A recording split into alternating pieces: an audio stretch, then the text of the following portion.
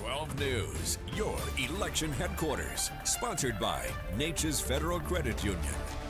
12 News is your election headquarters. Thank you for being with us tonight. Right now, you've got about less than 30 minutes to vote in Beaumont and Port Arthur's mayoral runoff elections. Good evening, Southeast Texas. I'm Cladra Rhodes. I'm Jordan Williams. We thank you tuning in on 12 News Plus. We're broadcasting live here tonight, offering you a little extra perspective as we count down to the wrap up of these runoffs. We've got live team coverage for you. Mark Armstrong and Tia Johnson are in Beaumont at Rogers Park. They've been talking with Roy West and his challenger, Robin Mouton. And Ebony Coleman is in Port Arthur there at the Public Library, talking with candidates Charlotte Moses and Charlie Lewis Jr.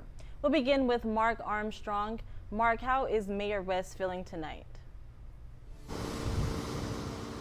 Hey, Cladra and Jordan. Yeah, of course, Mayor West is wanting to know, just like everyone else, how this race is going to pan out, especially when you look at the last two times he's matched up against Robin Mouton when those races were decided by just several hundred votes. Now, I'm going to step out of the way here so you can see the scene here at Rogers Park, which has been busy all day. We're less than 30 minutes from the polls closing, and so the campaigns have more or less packed up. There's still a few volunteers out here at Rogers Park trying to get in some last-minute voting. Now, as of 5:30 today, this is the last time that they reported publicly here at Rogers Park polling place, they had some 1,100 people cast ballots out here, and that's pretty much in line with what we saw during the general election a month ago. Voter interest, it remains strong in what's become a political rematch between West and Mouton. Now, let's talk a little bit of history here. In 2021, Mouton, she narrowly defeated West by a little more than 600 votes. In 2023, West, he got his revenge, and he beat Mouton out by just over 700 votes. And now they're back going head-to-head once again.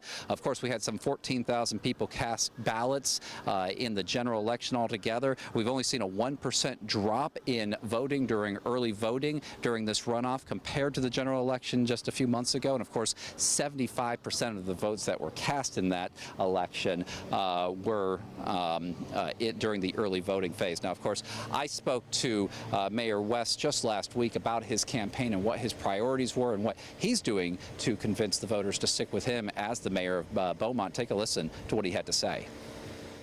You've got to fully train, fully fund your police, your fire. You want the best staffs you can get with the best equipment. But also from, we spent time, we just received a Parks Master Plan. The one thing we can see, if we're going to thrive in the future, quality of life has to matter too in our city.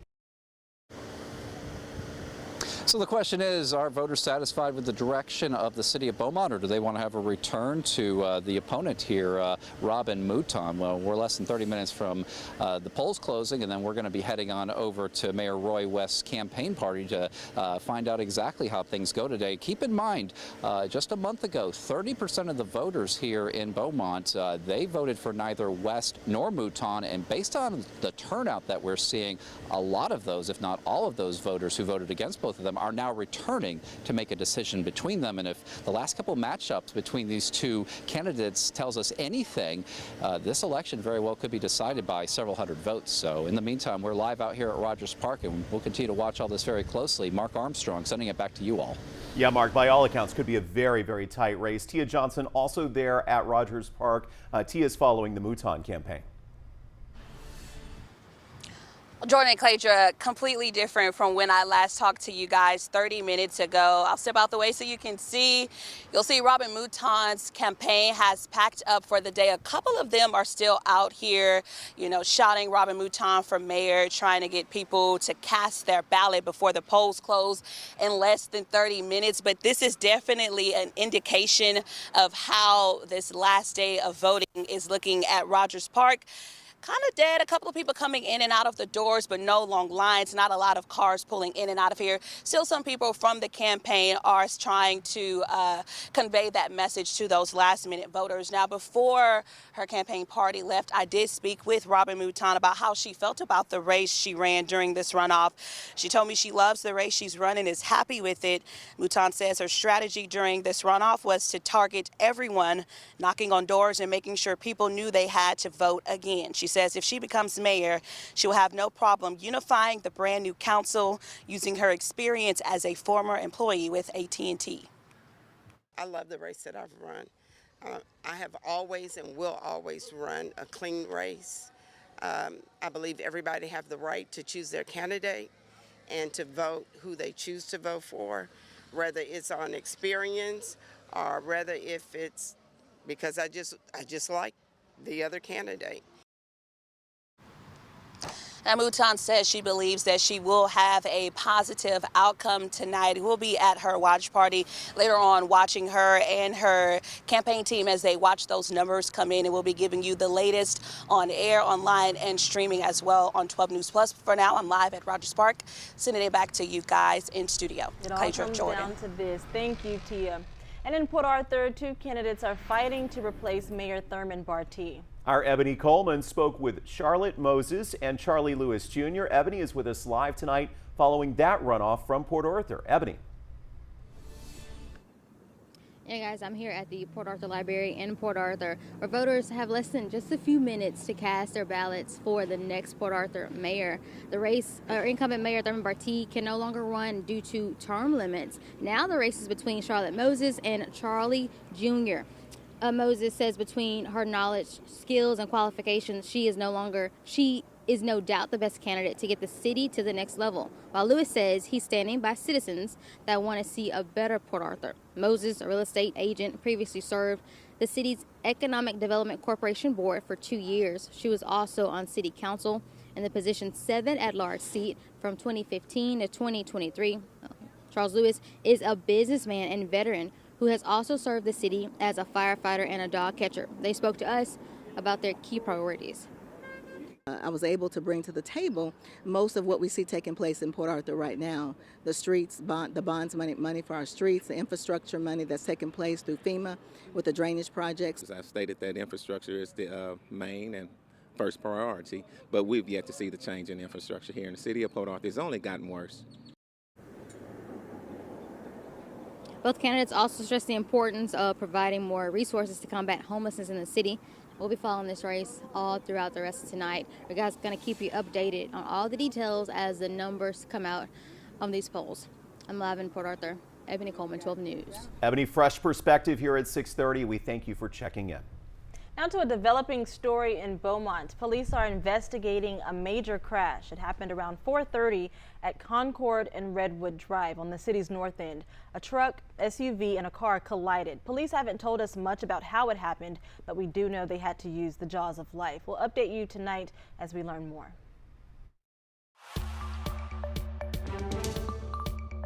12 News loves putting Southeast Texas first, and new here tonight, Gift of Life offered free health screenings to men in Hardin County today.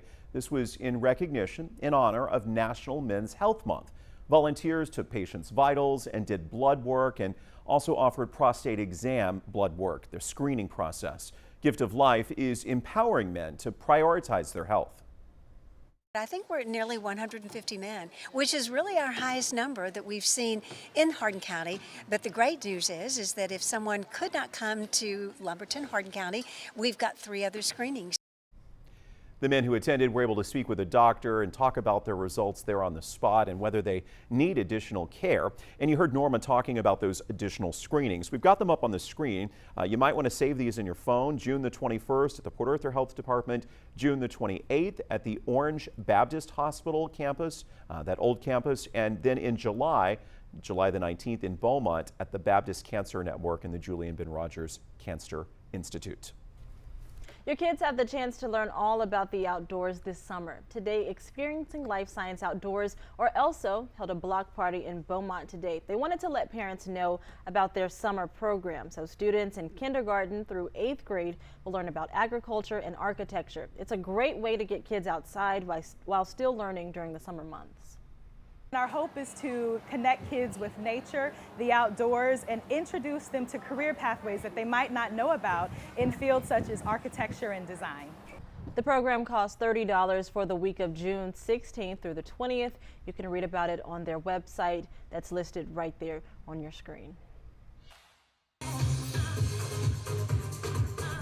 Right now, PFLAG is hosting Beaumont's annual Pride celebration, and the party's just getting started at Southeast Texas Stages. Dozens of vendors, including churches and businesses, set up booths for the 11th annual festival, and everybody got to enjoy food trucks, outdoor activities, and entertainment. Organizers wanted the community to come together and stand in solidarity.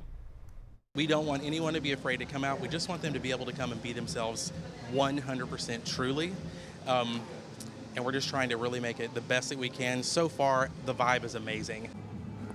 This event is family friendly. However, once the sun goes down, it's adults only. The event runs until 11 tonight at Southeast Texas Stages, formerly known as Beaumont Community Players. 409 Sports, brought to you by Golden Triangle Emergency Center, Orange. Howdy, Southeast Texas. My name is Holton Pepper, and welcome into 409 Sports. With high school sports in the rearview mirror, it's the season of camps now, and kicking things off is the return of P&G's very own and current Chicago Bears running back, Roschon Johnson, as he continues to give back to the community. Some days stick out more in your memory than others do as you grow older. The joy that I saw today on each young athlete's face at Roschon Johnson's youth football camp out at the reservation, I guarantee this will become a core memory enshrined in their minds forever. Hundreds of kiddos flooded the field to learn a little bit about the game of football and compete against one another, but the main message was to have fun. And that kind of impact is exactly what the former P&G Indian and current Chicago Bear wanted for his campers. Yeah, I mean, it's definitely special just to see it come full circle. I mean, like I said, I was once in their shoes at one point in time. So just to be in this position and to see the kids kind of interact with me and just have firsthand experiences with me is definitely a joy. Now, as for the kids, they may all love Roschon, but what team that they cheer for in the fall on Sundays varied for each of them. The Dallas Cowboys. My second is the Chicago Bears. Chicago Bears. Arizona Cardinals. Kansas City. The one thing the kids all agreed on, though? Yeah, pizza. Now, as things change in life, so do touchdown celebrations, with each generation putting their own touch on it. Some of the celebrations have definitely been very different. You know, the younger generation, they got all these dances and all this stuff that they do. So you think Jamal Charles and those guys, Earl Thomas, you think they said the same thing about y'all whenever y'all were kids? Yeah, probably, honestly. You can just kind of see over the years how the game kind of changes and evolves and what goes on around the game, what influences it. Whether the favorite part of the day was a specific drill, the donut when we got to tackle it. Probably the donut. Or just getting to laugh with your buddies, today was a special day if you were a kid in Southeast Texas. Man, that was a lot of fun. And after legendary head coach Joe Siegler retired from head coaching duties, Cornelius Brown was named the head man in charge for the Silsbee Tiger boys hoop squad. And his chapter to add to the legacy of Tiger basketball will be one of fast-paced, aggressive, full-court play style. It's still Silsbee basketball, man. Still going to be getting up and down the basketball court. Like I said, I'm very big on defense. I'm a defensive-minded coach. We've been putting that in since day one of me being here. The kids understand that. And you're going to get kind of what you've been getting. You know, a team that's athletic, that's not afraid to get after you, and just get up and down the court. And it's exciting basketball.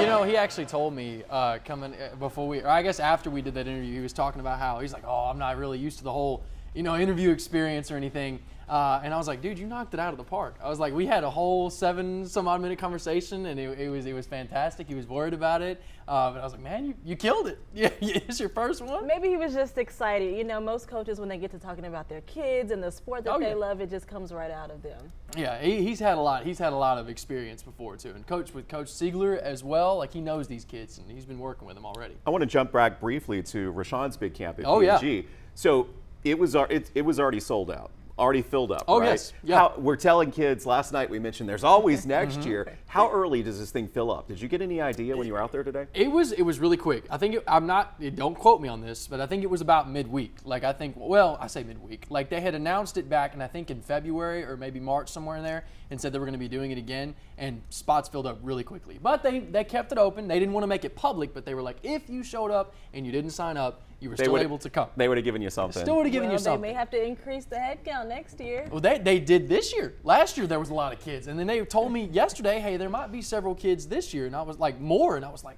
More? There was a ton out there last year. Well, I love that he comes back to do that. It's awesome. We want to remind you, of course, it's election night. That is why Cladra and I are here, and the polls close in less than 15 minutes. And once the results start coming in, we'll have them on your screen, online, on 12newsnow.com. But you can also text the word results to 409-838-1212, and we'll send them straight to your phone. Stick around for more weather from meteorologist Jeff Kerber.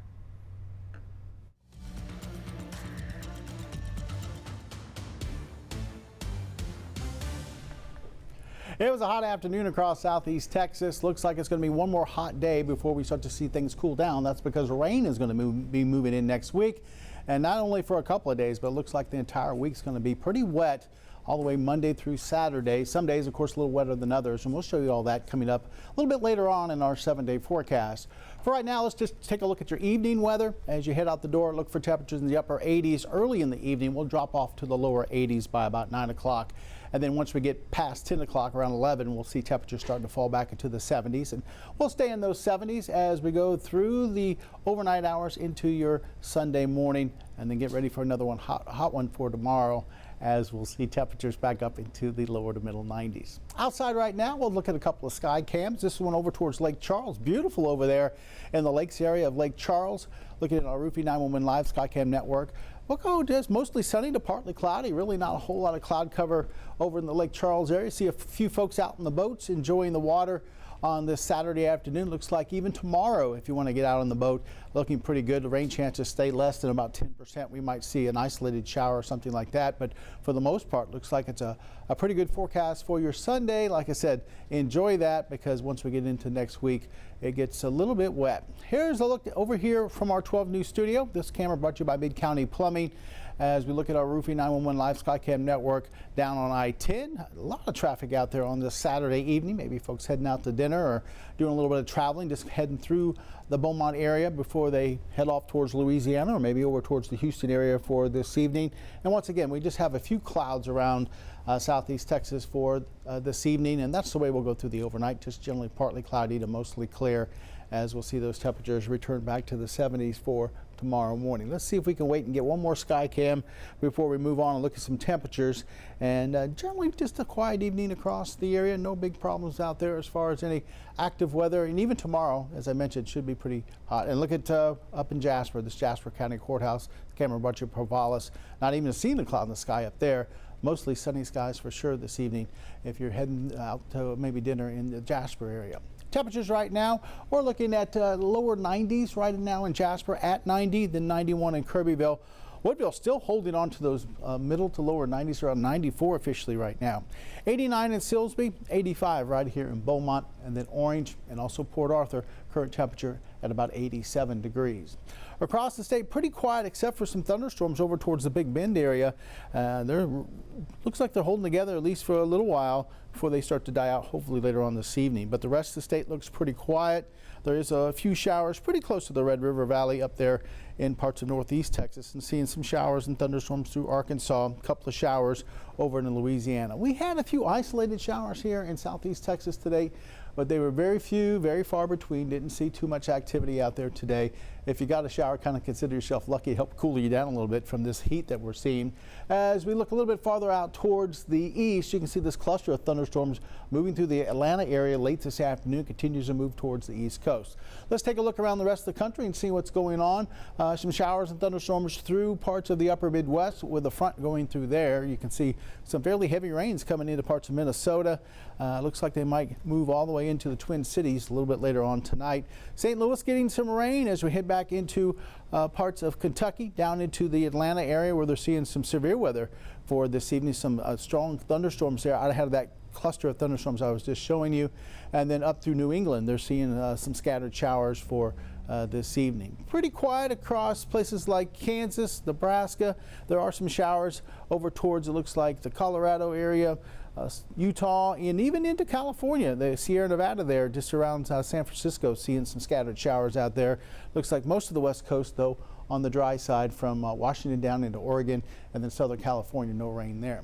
Let's look at our futurecast. Futurecast showing temperatures into the upper 80s and lower 90s to start here at 7 o'clock. Then we'll drop off into the lower 80s as we head towards 10 o'clock this evening.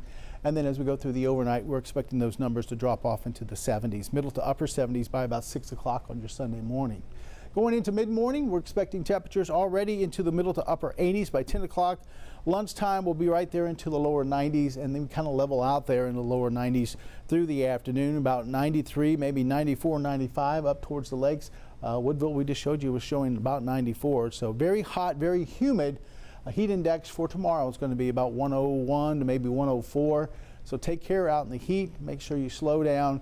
Give yourself a lot of breaks, hopefully into the AC, at least maybe some shade, something like that, maybe into a pool or something like that, and stay hydrated. Even if you're swimming, you'll need to get some water inside you. Of course, you'll be surrounded by water, but you still need water inside. So the little ones, they're going to be running around, jumping in and out of the pool and things like that. Make sure they stop for a little bit and get some hydration. That's always a good thing when we deal with these hot temperatures like we're dealing with for tomorrow. And gosh, we'll put, of course, hot temperatures all the way through, probably halfway through September.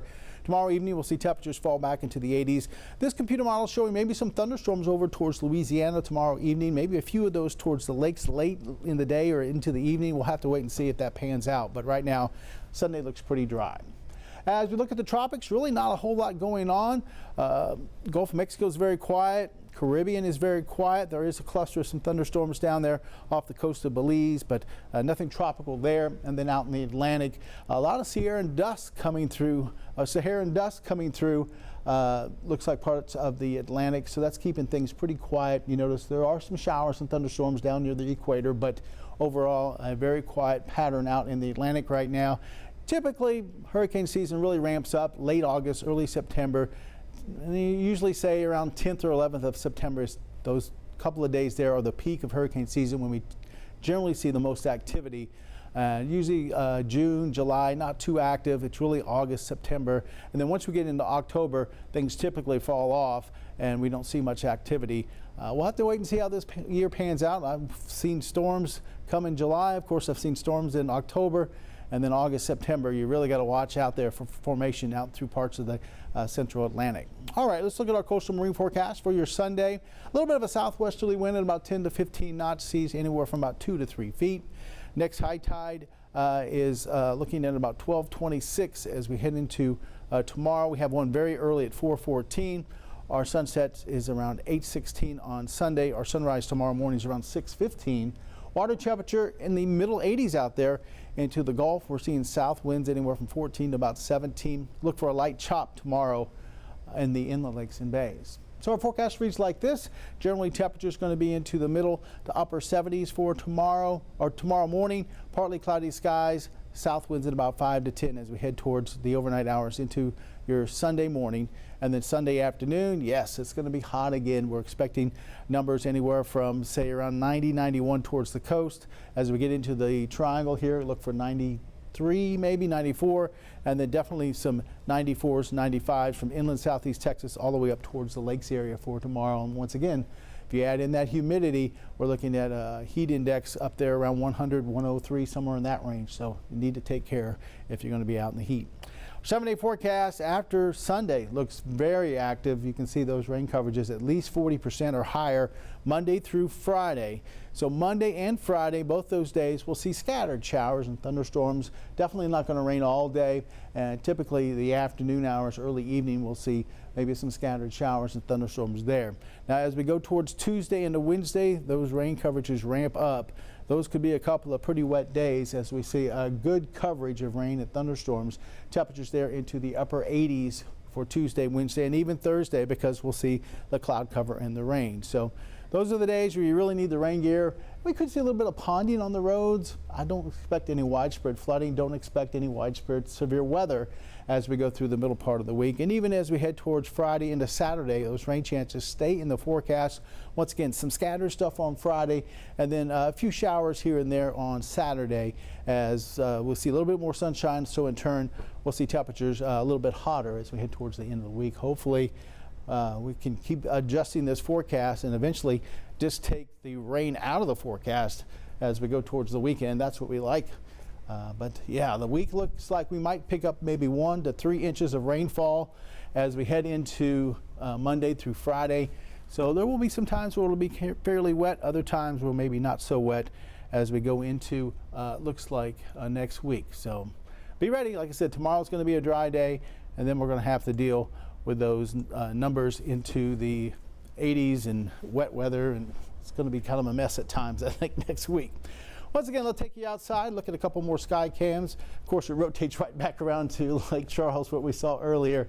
But just partly cloudy skies out there for us this evening, as we're not seeing a whole lot going on across southeast Texas or southwest Louisiana. Just a few clouds here and there. And take a real quick look one more time. I want to show you what's going on as far as the satellite and radar across the state of Texas. Once again, some thunderstorms out there towards the Big Bend area, and some activity up through parts of Arkansas back into southern Oklahoma. We could see some strong thunderstorms flare up in this vicinity as we head towards the overnight, thanks to a front that's lying across this area, or just to the north. Matter of fact, if you look just to the north of Amarillo, you can see a couple of little yellow-orange boxes pop up. Those are severe thunderstorm warnings, as those storms are dipping down into looks like the panhandle of Texas. So there will be some severe weather around possibly overnight, especially towards the panhandle. And we'll watch for these isolated showers coming in off the Gulf of Mexico or popping up across the area. Hadn't seen a whole lot today, and tomorrow I'm expecting the coverage to be about 10% or less. Won't be a whole lot there. And then, like I said, when we get to next week, that's going to be a change. We actually have a front. It's going to be working its way down into southeast Texas with that front, and some disturbances moving across the area. That's going to kick off some rain and thunderstorms pretty much each day. Speaking of rain and thunderstorms, I was showing you that severe weather towards the Atlanta area. You can see it right there on radar. That cluster of thunderstorms pushing through. Looks like probably some very strong gusty winds in that part of Georgia. And then that rain extends all the way back up towards St. Louis, and we're seeing some rain up through the upper Midwest. Like I said, East Coast also looking at rain up through Maine, back through Vermont, New Hampshire. And then as we look at those thunderstorms I was talking about, they're coming off the Rocky Mountains towards northern parts of New Mexico. And just a little bit of rain here and there as we head out towards, looks like southern Utah, southern Nevada, seeing some showers here and there. If you're just joining the stream, checking out your weather, we'll go through your forecast one last time before we kind of wrap it up here at about 7 o'clock. And forecast for tonight, back down into the 70s, heading out this evening for dinner or something like that. Look for temperatures into the 80s, and then eventually we'll head into the 70s as we go towards tomorrow morning. Partly cloudy skies overnight with south winds between 5 and 10. As we head towards tomorrow, partly cloudy. Really no rain expected as far as widespread coverage or even a 20% coverage. We're talking about isolated showers at best tomorrow, and they'll be at about 10% or less. As we look at the numbers for tomorrow, anywhere from around, say, 90 in Sabine Pass, 91 in LaBelle. Then we jump to about 93 in Beaumont, also Mid-County, Bridge City. Head even farther inland, it's going to be even hotter, 94. So places like Buna and Silsbee, Deweyville, 93, Kuntz, 94. And then we could see maybe